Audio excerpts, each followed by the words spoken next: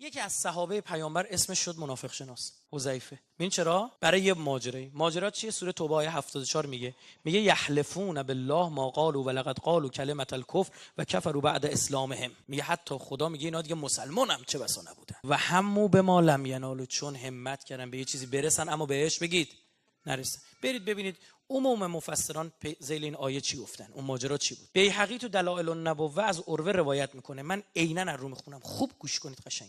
میگه هنگامی که رسول خدا با مسلمین از جنگ تبوک مراجعت میکرد. جنگ تبوک جنگایی بود که پیامبر با رومیا داشت سمت چی بود؟ بیت المقدس داشت میرفت و در راه مدینه به مسیر خود ادامه میداد. گروهی از اصحاب او اجتماعی کردند و تصمیم گرفتن که آن جناب را در یکی از گردنه‌های بین راه به طور مخفیانه از بین ببرن.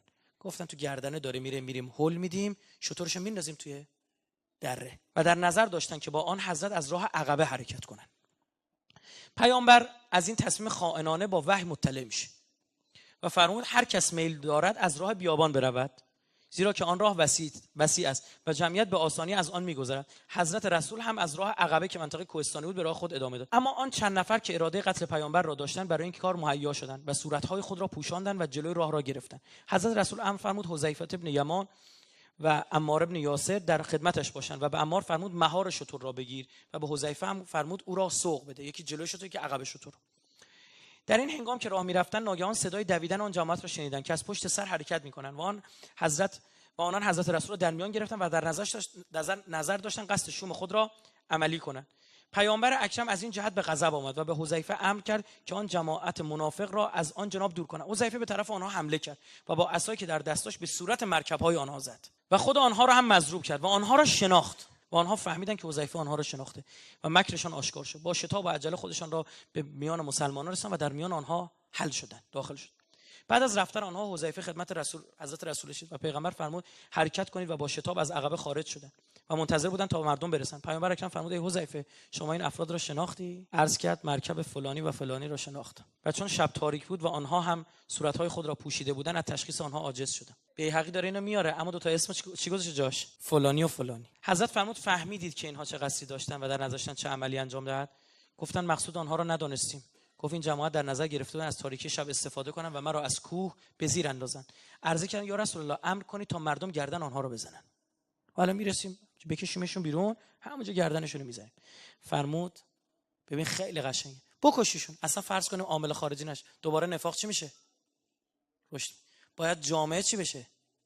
تربیت بشه. پیامبر فرمود من دوست ندارم مردم بگویند که محمد اصحاب خود را متهم میکند و آنها را میکشد، چون هنوز جرمی انجام بگید نشده. میگفتن این دیدی چون خودش از بنی هاشم اینا از بنی فلانن، همون حرفای چی قبیله‌ای. سپس رسول خدا آنها را معرفی کرد و فرمود شما این موضوع را ندیده بگیر و ابراز نکن. اینو بیهقی تو دلائل النبوه جلد 5 صفحه 265 میاره. سیوطی هم دیگه مفسران بزرگ اهل سنت تو درالمنصور جلد 4 صفحه 243 میاره.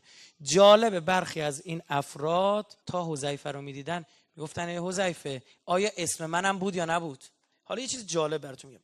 ابن حزم اندلسی از اسطوانه‌های علمی اهل سنت در کتاب خودش المحلا ببینید چی مینویسه. میگه ان ابابکر و عمر و عثمان و طلحه و سعد ابن ابی وقاص، بعد در ادامه میگه رضی الله عنهم که خدا ازشون راضی باشه، ارادوا قتل النبی، اراده کردن قتل پیامبر را، و القاءه و انداختنش من العقبه فی تبوک، اینکه پیامبر رو بندازن به پایین پرتاب کنن.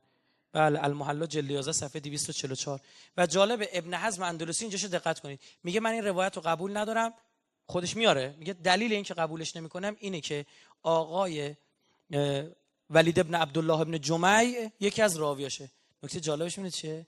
ولید ابن عبدالله ابن جمعی یکی از ثقه ترین و صحیح ترین راویان اهل سنت.